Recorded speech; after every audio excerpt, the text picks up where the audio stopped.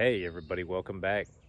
Today we're going to be talking about this and that and this and the one back there. Let's go. Alright, so I'm going to start off by saying this Escalade looked like this last weekend. So last weekend, specifically Friday, I messaged this gentleman that had this Escalade for sale.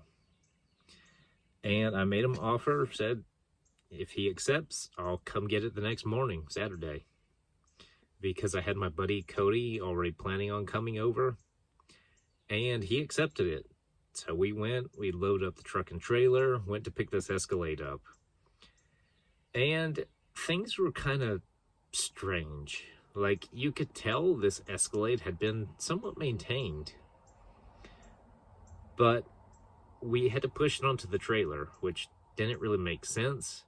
And I get into this Escalade story because if you know me, you've been following me for a while, you know, anything of that sort. I've always been a fan of the Escalades, the Suburbans, things like that. But my really big number one is the 90s Suburbans. So it was kind of always one of my goals to take an Escalade, rip everything Cadillac off of it, and put it into a Suburban. Now, some of you may know this already. I purchased a Suburban, let's see, probably about a year ago, maybe less, somewhere in that ballpark. I kind of lost count at this point. And that was kind of my new little passion hobby that I was going for.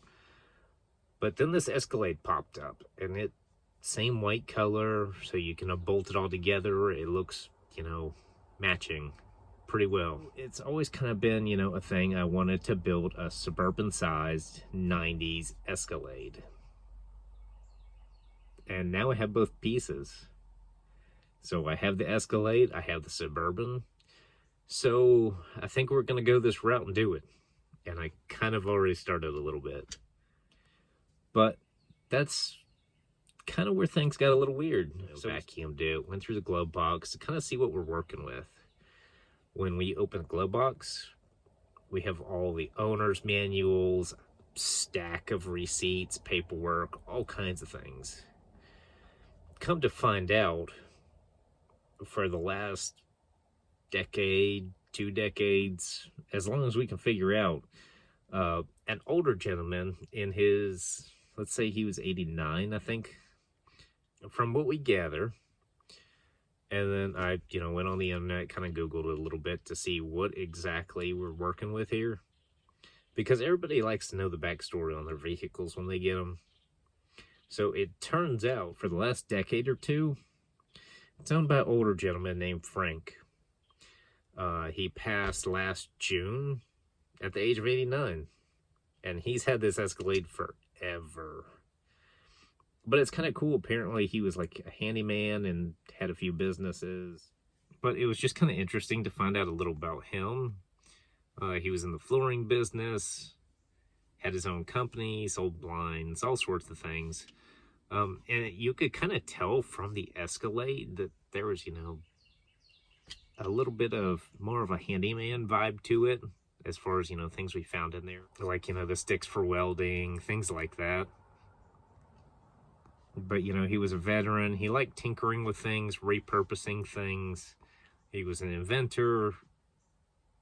Has some patents out there that were, you know, decently successful, actually. It was kind of funny, in his obituary, it says he enjoyed reinventing things that needed fixing. Which I think Escalade swapping a Suburban is kind of along those lines. Because his Escalade is, you know, a little far gone right now. But the Suburban, it has everything I need for this Suburban here. But, you know, he was a veteran. He's from Florida, Georgia, you know, same kind of areas. It's pretty interesting that it came about like this. But as long as I've waited to do this project, it's just really weird. This is how it came about. So let's get into it and check some things out. And I have already started swapping some things over. So the whole Escalade clip is on the Suburban right now. So you can kind of get the idea of what we're going for here. seeing how much we're gonna have to stretch these panels to make it all look OEM. So basically, my overall goal for this thing is to make an OEM first-gen Escalade ESV based on the Suburban, and then do some things to it to make it look like it got stuck in the early 2000s, as you can see right there. But also, we do have the original Escalade wheels, so it might be kind of interesting to put those on there as well. Maybe I'll put some mud tires on these original Escalade wheels. That way we can have the street tires and the off-road tires. But this is what I mean, and here is a little bit rough. Our center console definitely needs this top area replaced in here. But overall, it works good. And we do have a 6-disc CD changer in here as well. Plus all the wood grain. So we're gonna have to figure some things out as far as repurposing what we can out of this into the Escalade. I'm probably going to take the inserts out of these door panels and just put them in my Suburban door panels, as well as the window switch trims, you know, things of that sort. Because a lot of this is interchangeable between this and the Suburban. Even the rear door panel inserts will fit in the Suburban as well. But back here in the back seat, again, our seat is pretty blown out on this side. But we do have this interesting center console here with the 2 cup holders, the Kleenex holder, and then this compartment. So I think I can probably clean up a lot of this. I'll probably get some new upholstery and go back to Cadillac OEM color. Maybe I'll do some inserts in it just to kind of mix it up a little bit. But we do have the rear heated seats back here as well. And I pulled the carpet out back here because I'm going to clean it up, pressure wash it. Ironically, I do have a good Escalade driver's floor mat. So we'll see what I do with that. I'm probably going to end up doing Lloyd's mats in here as well, as far as the Suburban. I say in here because I'm kind of comparing these two as one vehicle right now, because that's my plan for them. Yeah, it looks like we definitely got a little water back here because of the barn doors. And weirdly enough, I actually like these back trim panels in here a little better than what's in the Suburban factory. So I might try to figure out how to adapt these into the new Suburban Escalade. But man, you can definitely tell some water's gotten back here with these barn doors. Which then brings me to my Silverado that's becoming a Sierra. Which, fun fact I just found out, the GMCs actually have different corner lights than the Chevrolets from this year. Or this generation, I should say. But my whole Escalade idea has kind of got me thinking, what if I made a GMT 400 Sierra Denali? Could be interesting. So with the Escalade, you know, just basic Googling, basically from what I gather, Frank owned this Escalade for a long time. And after he passed last June, it became property of his longtime girlfriend. Before he passed, the Escalade got a rebuilt transmission. I have receipts for it. Brand new tires, all kinds of things. They had it at the dealership to service the anti-theft because there was some sort of issue with it. And at some point, the longtime girlfriend sold this to their neighbor. And that's kind of when it falls off the map. We have like scattered records. It just kind of disappeared for a little while. But last April, I believe, between April and May, you know, a few months ago, something happened. We have some service records, and basically that's when it was done for. And then magically it's in my hands now. So with this being said, I'm not working at the Chevy Cadillac dealership anymore, which is also kind of funny because now I'm working on Chevys and Cadillacs more. Long story short, I'm kind of fed up with the whole franchise dealership mentality, how they do things. It's so wrong. Do you realize when you walk into a dealership, 90% of the people you talk to are on commission? They are trying to sell you on something. They're probably even making things seem a little worse than they actually are to sell you something. Or a little better than they actually are to sell you something. So with that being said, I decided to leave the Chevy Cadillac dealership. And I took an offer to manage a local salvage yard transmission shop. Did a little bit of everything. Well, I take that back. We're technically a shop that specializes in transmissions, but we do everything. But with that being said, I've also had the opportunity to get my buddy Cody involved over there, as well as hopefully my buddy Cameron soon. So that way we can kind of have a little fun, enjoy life.